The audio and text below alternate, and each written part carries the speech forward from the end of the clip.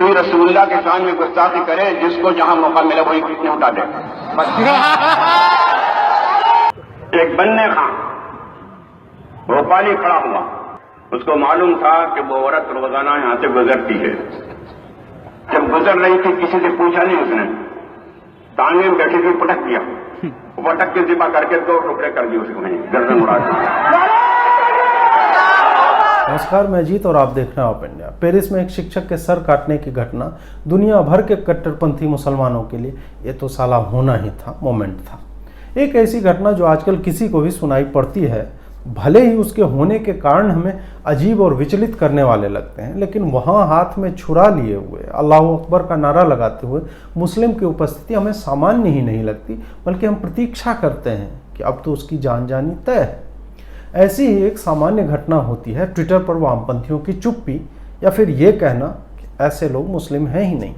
मतलब आप यह समझिए कि जो व्यक्ति अपने पैगंबर के बारे में गलत सुनने पर हत्या कर देता है वही मुसलमान नहीं है, और जो हर दिन इस्लाम के बताए हर नियम को तोड़ते हैं वो ये सर्टिफिकेट जारी करते हैं कि कौन मुसलमान है। जानकार कहते हैं कि असली इस्लाम तो वही है जो ऐसे कट्टरपंथी जीते हैं, क्योंकि वो काफिरों को कत्ल के योग्य मानते हैं, पैगंबर या कुरान के खिलाफ एक शब्द बर्दाश्त नहीं करते और मूर्ति पूजकों को घृणा की निगाह से देखते हैं। ये सारी बातें ही तो इस्लाम को उसका सही मतलब देती है।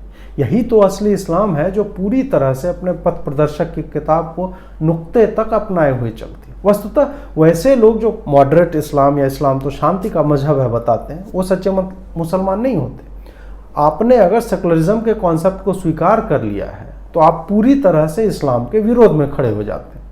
इसलिए इस्लाम को सही तरीके से ना मानने वाले जब इस्लाम को बिल्कुल सही तरीके से मानने वालों को मुसलमान मानने से इनकार कर देते हैं, तब बड़ी ही विचित्र स्थिति पैदा हो जाती है कि एक गैर मुस्लिम झूठे मुसलमान के ट्विटर दर्शन को माने, या फिर एक सच्चे मुसलमान द्वारा गर्दन काटने की घटना को इस्लाम द्वारा निर्देशित पथ मानकर इस मजहब को समझने की कोशिश करें। सोशल मीडिया पर मेरी एक पूर्व छात्रा ने एक लिंक शेयर किया तो उसके किसी मुस्लिम जानकार ने गलत अंग्रेजी में ही सही जो टिप्पणी की वह बताती है कि मुस्लिमों में से एक बड़े या शायद अधिकांश या शायद हर सच्चे मुस्लिम की सोच ऐसे हर मामले के बाद इसी तरह की होती है। ममून अहमद लिखता है, ईमानदारी से कहूँ तो कोई भी मुस्लिम अपने पैगंबर मोहम्मद के खिलाफ किसी भी तरह की अमर्यादित टिप्पणी, अपमानजनक बात या कार्टून आदि बर्दाश्त नहीं करेगा। इसके लिए तुम हमें आतंकवादी कहो या कुछ और, हमें फर्क नहीं पड़ता। और हाँ, बात यह है कि वो भी अपमान करने वाले जानते हैं कि हमें ये सब स्वीकार्य नहीं है, फिर भी वो बारंबार वही काम करते हैं। तब जब हम प्रतिक्रिया देते हैं यानी जान ले लेते हैं, तब वो अपनी मर्जी से हमें कुछ भी कह सकते हैं। छात्रा लिखती है कि ममून अहमद तो इस्लाम के अनुसार मजहबी मान्यताओं के आधार पर किसी की भी हत्या रिलीजियस हो जाएगी, जायज है। और हाँ, ये भी याद रहे कि इस मामले में परिजनों और शिक्षकों के अनुसार मृत शिक्षक पैटी ने मुस्लिम विद्यार्थी को कार्टून दिखाने से पहले बाहर जाने का विकल्प देते हुए कहा था कि वो किसी की भावनाओं को ठेस नहीं पहुंचाना चाहता। ममून ने इस पर जवाब लिखा, किसी की हत्या मजहबी कार्य नहीं है, लेकिन यह कुछ ऐसा ही है जैसे किसी ने तुम्हारे परिजनों का अपमान किया तो तुम उस पर किस तरह की प्रतिक्रिया दोगी। और पैगंबर के लिए जैसा कि मैंने कहा, हम मुस्लिम तो युद्ध के लिए हमेशा तैयार रहते हैं। दुनिया के सारे लोग इस बात को जानते हैं कि हम ये बर्दाश्त नहीं करेंगे, इसके बाद भी वो हमें छेड़ते रहते हैं। क्यों? ममून या ममून जैसों की ये बातें उसके ज्ञान के स्तर के हिसाब से गलत नहीं है। उन्हें ही नहीं, चाहे वो PhD धारी शर्जील हो या फिर सड़क किनारे मेहनत करके पंचर साधता हो जुबैर, वो भी यही मानता है जो ऊपर ममून ने लिखा है। वो ऐसा इसलिए मानता है क्योंकि ऐसी शिक्षा उसे बचपन से अपने घर, मदरसे, मस्जिद और टेंट के नीचे हो रही मजहबी बैठकों में मिलती रही है। उनके लिए ऐसा मानना बहुत ही सामान्य है कि पैगंबर के बारे में गलत लिखने बोलने वाले को सर तन से जुदा करना ही उचित कार्य है। और तो और उन्हें किसी भी राष्ट्र के कानून को मानने की बाध्यता नहीं होती, क्योंकि वो इसके लिए पहले से तैयार होते हैं। ट्विटर पर आज ही एक वीडियो सामने आया जो भोपाल की किसी मस्जिद का पुराना वीडियो बताया जाता है। वहाँ लाउड स्पीकर पर कहा जा रहा है कि एक ईसाई महिला ने कुरान को लेकर गुस्ताखी की तो एक भोपाली खड़ा हुआ, जिब्बा करके गर्दन अलग करके रख दी। कोई रसूलुल्लाह के शान में गुस्ताखी करे, जिसको जहां मौका मिले वही कितने उठा दे।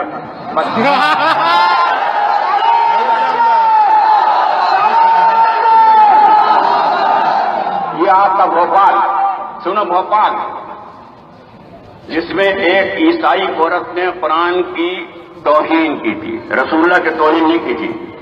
कुरान की तौहीन 2 नंबर पे है, अल्लाह के रसूल के बाद कुरान दूसरे नंबर पे है। वो थी ईसाई औरत। एक बन्ने खां भोपाली खड़ा हुआ और शाहजहांबाद जब जाते हैं दोनों तरफ तालाब है, सीधे हाथ पर जो तालाब है वहां बैठ गया। उसको मालूम था कि वो औरत रोजाना यहां से गुजरती है। जब गुजर रही थी किसी से पूछा नहीं उसने, तांगे में बैठी थी, पटक दिया। पटक के जिम्मा करके 2 टुकड़े कर दिए उसको, वहीं गर्दन उड़ा दी।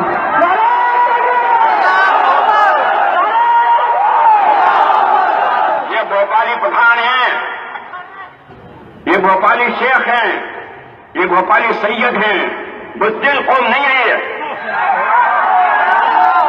करके दिखाया भोपालियों ने, सैकड़ों वाकयात मिलेंगे। लोग ये सुनकर आह्लादित होते हैं कि वो आम मुसलमान नहीं, बुज़दिल कौम नहीं, वो भोपाल के सैयद हैं, शेख हैं, पठान हैं। क्या आपको ऐसा लगता है कि इस हजारों की भीड़ का उन्माद किसी भारतीय दंड विधान की राह देखता है? क्या आपको लगता है कि यूरोप के शहरों में शार्ली एब्दो के 12 कार्टूनिस्टों की एक बार में हत्या करने वाला या फिर किसी की गर्दन काटकर अलग कर देने वाला किसी भी देश के कानून को मानता है? वस्तुतः वो किसी भी कानून को मान ही नहीं सकता, यही उसकी मजबूरी है। वो विवश है क्योंकि उसके अस्तित्व के लिए, उसके व्यक्तित्व के लिए यह स्वीकारना असंभव है कि अल्लाह के कानून के इतर कोई और कानून भी है।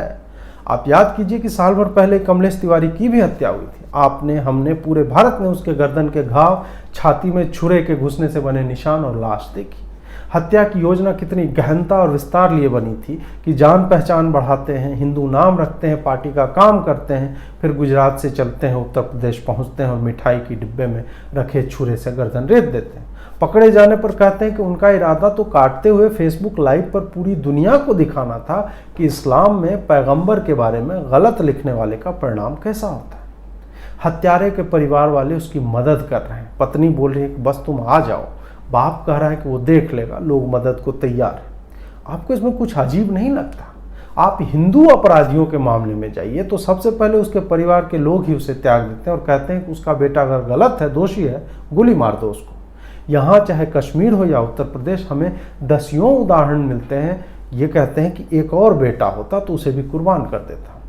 जब कोई व्यक्ति या समाज इस हद तक ऐसे मामलों में मोटिवेटेड हो, अपनी अस्थि मज्जा तक ऐसी मजहबी आस्था से जकड़ा हुआ हो, वो गैर इस्लामी समाज, राष्ट्र या व्यक्ति के किसी भी बात को कैसे मान लेगा? यह असंभव है। अगर वो काफिरों को कत्ल के लायक नहीं समझता तो वो सच्चा मुसलमान है ही नहीं, क्योंकि काफिरों को मारने के लिए घात लगाकर बैठने से लेकर क्यों और कैसे मारें, सारी बातें उनके किताब में लिखी हुई हैं। एक और वाकया याद आता है जो हाल ही में बनारस के एक मित्र से बात करते हुए पता चली। वो बताते हैं कि बचपन में वो लोग क्रिकेट खेला करते थे, उनके साथ मुस्लिम बच्चे भी खेलते थे। खेलते वक्त अगर इन बच्चों को कहीं भी गिरगिट दिख जाए तो लोग उसे तुरंत मार देते थे, कभी ईंट से, कभी बैट से, कभी उनके ऊपर दिवाली वाला जो बड़ा बम होता है वो जलाकर फेंक देते थे। आम बात थी। अगर किसी दिन ये काम उनके गैर मुस्लिम मित्रों की अनुपस्थिति में कहीं और होता था तब वो उन्हें बताते थे कि कैसे मारा। मित्र बताते हैं कि उस समय हमें समझ में नहीं आता था गिरगिट या छिपकली मारने पे ऐसी खुशी किसी क्यों मिलती थी। बाद में पता चला कि ऐसा करना किसी हदीस के अनुसार सही है, क्योंकि गिरगिट ने इब्राहिम नाम के पैगंबर को नमरूद द्वारा आग में फेंक देने पर उस आग को हवा दी थी। इस हदीस में कितनी सच्चाई ये मैं नहीं जानता, पर कुरान में ऐसा कोई जिक्र नहीं मिलता। साथ ही कई दूसरे लोग यह भी बताते हैं कि चूंकि गिरगिट एक नुकसान पहुंचा सकने वाला जीव है, उसे मार देना ही उचित है। यह कोई बहुत बड़ी घटना नहीं है। आपके भी कई ऐसे जानकार होंगे जो कोई कारण बताएंगे कि गिरगिट को देखते ही मार देने के लिए ऐसी बात कहाँ कही गई है, किसने किसको कहा, कब क्या हुआ, ये सब अनावश्यक बातें हैं। आवश्यक यह है कि ऐसा वास्तव में होता है। जो जीव आपको नुकसान पहुंचा सकता है उसको मारने की बात को बचपन से ही नॉर्मलाइज कर दिया जाता है। तो वैसा ही एक जीव काफिर होता है। काफिरों को इस्लाम में सबसे हेय दृष्टि से देखा जाता है। आज की दुनिया जब सेक्स और जेंडर के डिबेट में ही, शी, दे आदि लिंग संबंधी विशेषणों पर व्याख्यान प्रस्तुत कर रही है, ब्लैक लाइव्स मैटर के नाम पर लड़ाइयाँ हो रही है, वहीं काफिर जैसे संबोधन आम है। जबकि इस संबोधन पर वैश्विक प्रतिबंध लगना चाहिए और किसी को भी इस नाम से पुकारने पर सजा निर्धारित होनी चाहिए, क्योंकि यह विशेषण किसी भी जाति सूचक, लिंग भेदी, रंग भेदी, नस्ल भेदी विशेषण से बहुत ज्यादा खराब है। तो जब काफिर को कुरान ने ही वाजिबुल कत्ल माना है, तो धरती पर के आम मुस्लिम इस बात को कैसे झुठला देंगे? क्योंकि इस्लाम में सबसे ऊंची पदवी पैगंबर मोहम्मद की है, उसके बाद कुरान आता है। इन दोनों के बारे में आप एक शब्द सोचकर या अनायास गलत बोल दें और आपके लिए कोई फतवा किसी दूसरे मुल्क में निकल आए, तो आप अपने दिन गिनने शुरू कर दीजिए। ऑस्ट्रेलिया एक्टिविस्ट इमाम तौहीदी इसी विषय पर एक टॉक शो में डेव रूबिन से बात करते हुए कहते हैं, आमतौर पर हर मुसलमान दो देशों का नागरिक होता है, एक उस देश का जिसका वह राजनीतिक रूप से नागरिक होता है और दूसरा मुस्लिम उम्मा। जब दुनिया के किसी भी कोने में बैठा कोई भी मुल्ला किसी का सर कलम कर देने का फतवा जारी करता है, तो वह अंधेरे में तीर नहीं मार रहा होता, उसे यह पता होता है कि उसके इस फतवे को पूरा करना किसी न किसी मुसलमान का फर्ज होगा। तो बात यह है कि फ्रांसीसी शिक्षक पैटी की अकाल मृत्यु तो निश्चित थी, बस माध्यम कौन बनता, किस दिन बनता, यह तय नहीं था। कई बार कमलेश तिवारी का उदाहरण लें, सालों लग जाते हैं, कई बार तत्क्षण किसी के भीतर का इस्लाम जगता है और जिब्ह करके गर्दन अलग कर दी जाती है। एक और उदाहरण सलमान रश्दी का है, जो बिना खिड़कियों वाले घरों में एक जगह से दूसरे जगह छिपता फिर रहा है, क्योंकि उसकी जान लेने का फतवा सालों पहले जारी हो चुका है। कोई सच्चा मुसलमान कहीं ताक में बैठा होगा कि उस फतवे को अंजाम तक कैसे पहुंचाया जाए। ये सारी बातें मूलतः एक बिंदु पर ही टकराती दिखती हैं। आदमी का बनाया कानून बनाम अल्लाह का बनाया कानून। एक सच्चा मुसलमान अल्लाह का ही कानून मानता है, और अगर उसे चुनना पड़े, भले इसके लिए कानूनन उसकी जान क्यों न ले ली जाए, वो हमेशा अल्लाह के कानून को ही मानेगा, जो उसे बताता है कि पैगंबर के खिलाफ लिखे एक शब्द के लिए गर्दन अलग कर देना आवश्यक है। आपको टीवी डिबेट पर कमलेश तिवारी की हत्या पर खुल्लम खुल्ला जश्न मनाते, भाषण देते मुल्ले मौलवी दिख जाएंगे कि हाँ ये सही किया। आपको ऐसा लिखने वाले पूरे सोशल मीडिया पर दिख जाएंगे कि भाई उसने तो वो बात कर दी जो मना है हमारे में, इसमें तो यही होना था। आपने लोगों को सर काट कर लाने पर लाख और करोड़ रुपए के इनाम की बात भी उनसे सुनी हो। अब बात यह है कि ऐसा तो है नहीं कि लोगों के पास विकल्प नहीं है इस्लामी मुल्कों में जाने का, जहाँ इस तरह की व्यवस्था है कि आदमी का कानून नहीं चलेगा, अल्लाह वाला चलेगा। तो लोग जो ममून अहमद की तरह के हैं, वो ऐसे मुल्कों में अपनी व्यवस्था के बिना कैसे रह रहे हैं? क्योंकि यहाँ तो चोरी पर, बलात्कार पर, हत्या पर राष्ट्र का कानून चलता है, जबकि अल्लाह वाले कानून में तो बड़ी कष्टकारी सजाएं निर्धारित हैं इसके लिए। मतलब शरीयत तभी तक मानो जब तक अपना फायदा दिखे, बाकी समय पत्थरों से मारकर हत्या करना, चौराहे पर कोड़े मारने की सजा, हाथ काट देने की सजा, ये सब स्वीकार्य नहीं है। ये तो एक तरह से इस्लाम के खिलाफ होना हुआ। कोई भी सच्चा मुसलमान एक धर्मनिरपेक्ष राष्ट्र में कैसे रह सकता है? ये तो उसकी मजहबी अवधारणा के बिल्कुल ही विरोध में है। तरीका तो यह है कि आप एक इस्लामी मुल्क में रहें और काफिर देशों पर हमेशा चढ़ाई करते रहें, लड़ते रहें उनसे, और अंत में पूरी दुनिया पर इस्लाम का परचम लहरा दें। यही बताया गया, यही सोचा जाता, यही लक्ष्य है। लेकिन काफिरों के देश में रहना, हर तरफ मंदिर, चर्च या अन्य धार्मिक स्थलों को देखना, हर बड़े पेड़ के नीचे मूर्तियां देखना किसी भी सच्चे मुस्लिम को अत्यधिक पीड़ा पहुंचाती होगी। फिर वो ऐसे देशों में कर क्या रहा है? हर मुस्लिम की यही इच्छा होती है कि वो जहां रह रहा है वो इस्लाम के कायदे कानूनों के मुताबिक रहे। जहां यह संभव नहीं और एक मौका मिले कि वो वैसी जगह पर जा सकता है जहां ऐसे कायदे कानून लागू होंगे, तो सच्चे मुस्लिमों को तो वहीं जाना चाहिए था। जो बच गए और इस तरह के कत्लों को यह कहकर जायज ठहराते हैं कि भाई रसूल का अपमान किया तो उसको तो मारेंगे ही। इनके तर्क आप देखिए कि जब तुम्हें पता है कि हम यही करेंगे तो तुम ऐसा करते क्यों हो? ये तो वही बात हो गई कि कोई आदमी जो सीरियल किलर है वो अपने बचाव में यह कहे कि जब तुम्हें पता है कि मैं रातों को चाकू से लैस होकर गलियों में घूमने वालों का बलात्कार कर देता हूँ, उसकी हत्या कर देता हूँ, तो तुम गलियों में निकलते क्यों हो? ये तो कुतर्क है जो किसी भी विवेकशील मनुष्य या अन्य जीवों को अगर उसे समझाया जा सके किसी तकनीक से स्वीकार्य नहीं होगा। ये तो सीधे तौर पर यह कहना हुआ कि हम तुम्हारे कानून को नहीं मानते। हमें जो बचपन में घर में, मदरसों में, मस्जिदों में सिखाया गया वही अखंड सत्य है और हम उसका पालन करने को बाध्य हैं। फिर तो वैसे देशों से ऐसे सारे मुसलमानों को बाहर निकाला जाना चाहिए, या वो स्वयं ही निकल जाए जहाँ कोई और रिलीजन या धर्म बहुसंख्यक है, या जो भी देश स्वयं को पंथ निरपेक्ष कहता है। सीधा कारण यह है कि इस्लाम न सिर्फ एक मजहब है बल्कि आज के परिदृश्य में एक पॉलिटिकल आइडेंटिटी है, राजनीतिक पहचान है। अगर एक कदम और बढ़कर कहा जाए तो इस्लाम अपने शुरुआत से ही साम्राज्यवादी विस्तारवादी प्रवृत्ति का मजहब रहा है, जहां जमीन जीतने से लेकर काफिरों को मारने, उनके घरों धार्मिक स्थलों पर कब्जा करने आदि के लिए जाना जाता है। उनका तो लिखित लक्ष्य है पूरी धरती को इस्लाम के नीचे लाना। फिर ऐसे में इस तरह के लोग एक सामान्य व्यवस्था में हमेशा फंसे हुए पाएंगे स्वयं को। मुझे तो उनकी स्थिति सोचकर अत्यंत कष्ट की अनुभूति होती है कि बलात्कारी, बच्चाबाज, हत्यारे, लुटेरे मुगलों के इतनी तबाही मचाने के बाद भी कुछ मंदिर बच गए और कुछ तो अब बनने वाले। सच्चे मुसलमान कितना कष्ट होता हो, कितना सहते होंगे। जिन मुसलमानों को पाकिस्तान में शिया, अहमदिया आदि भी काफिर नजर आते हैं, उन्हें इतने करोड़ हिंदुओं के बीच रहना, उनकी पूजा को देखना, आरती को सुनना, गंगा को बहते हुए देखना, सब कितनी पीड़ा पहुंचाता होगा।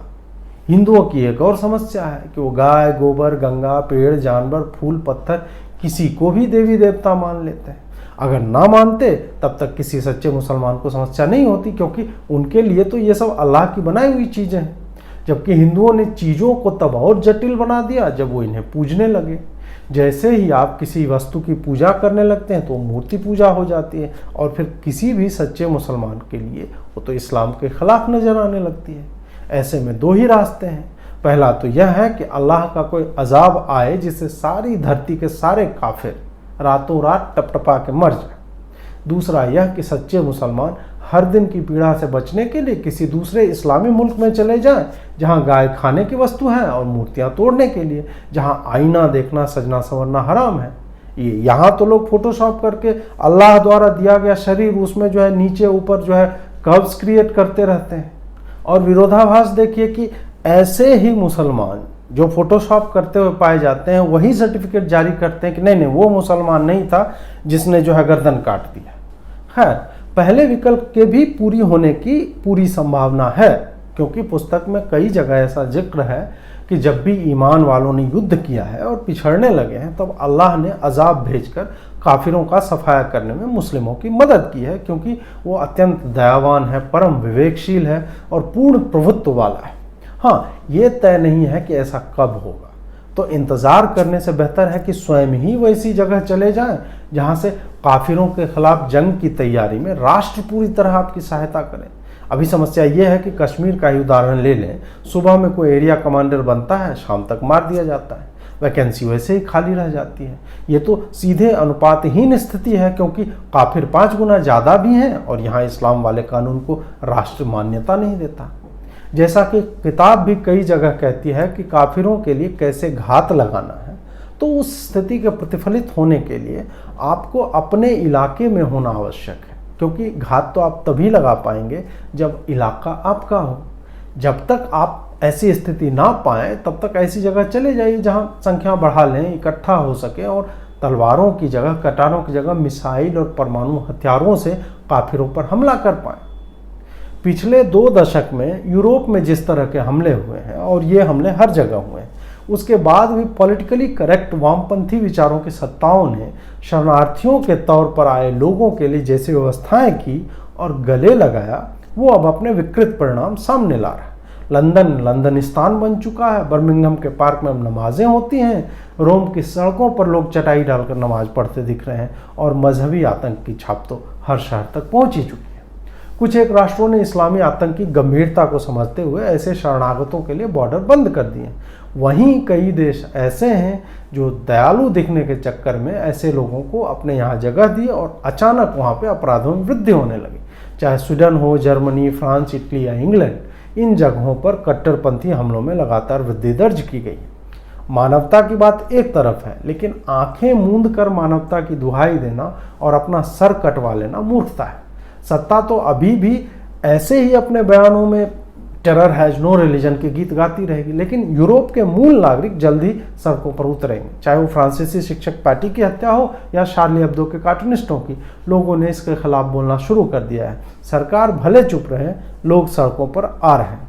जब सरकार हाथ खड़े कर देती है, क्योंकि उसे वैश्विक स्तर पर स्वीकार्यता चाहिए कि वो बड़े संवेदनशील और सुलझी हुई बातें करते हैं कि आतंक का कोई मजहब नहीं होता, तब आम जनता ऐसे आतंक से तंग आकर कानून हाथ में लेती है, क्योंकि सामने वाले ने तो वहाँ का कानून तभी तक माना जब तक वो उसके मतलब को साधने में सहायक था। अगले 5 सालों में इस्लामी आतंक के खिलाफ यूरोपीय शहरों में आम लोग विद्रोह पर उतरेंगे और फिर स्थिति किसी भी सरकार के नियंत्रण से बाहर हो जाएगी। सरकारों को अपने शहर की गलियों में तुम्हारे कपड़े हमारे मजहब की उम्मीदों के विरोध में ऐसी बातें सुननी नहीं पड़ती, ये आम आदमी सुनता है, क्योंकि एक मजहब की प्रकृति ही यही है कि उन्हें अपने तरीकों से चलना ही है, साथ ही उनके तरीकों से जो नहीं चलते उनको भी उंगली करते रहना है।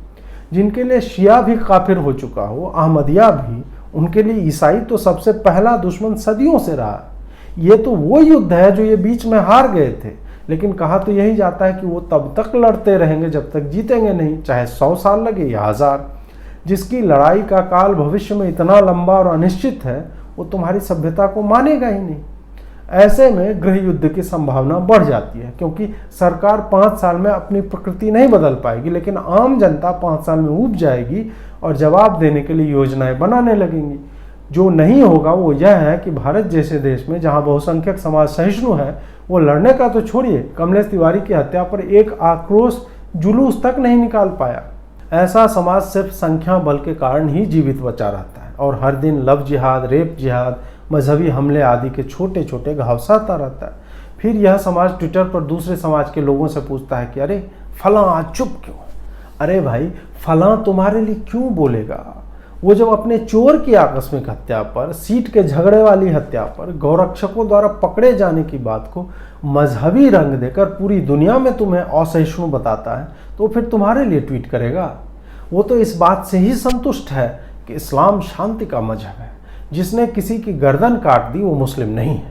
इस गूढ़ बात को समझो, तभी कहीं पहुंच पाओगे कि कैसे हर आतंकी हमला एक मजहब से जुड़ा आतंकवादी करता है, फिर भी वो मजहब आतंक का मजहब नहीं, वो शांति प्रिय मजहब। फिर गौर करने पर लगता है कि बिल्कुल सही बात है कि इस्लाम शांति का मजहब है, लेकिन ये शांति क़यामत की तरह ही वर्तमान की शांति की बात नहीं करती।